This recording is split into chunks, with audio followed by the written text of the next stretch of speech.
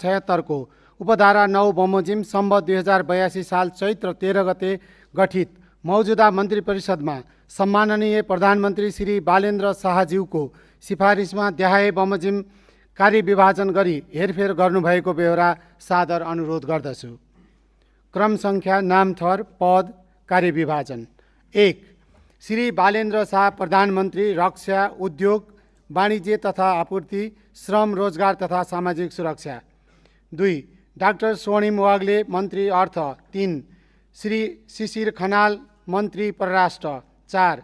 श्री विराज भक्त श्रेष्ठ, मन्त्री ऊर्जा, जलस्रोत तथा सिँचाइ। 5. श्री सुधन गुरुङ, मन्त्री गृह। 6. श्री सुनिल लम्साल, मन्त्री भौतिक पूर्वाधार तथा यातायात शहरी विकास। 7.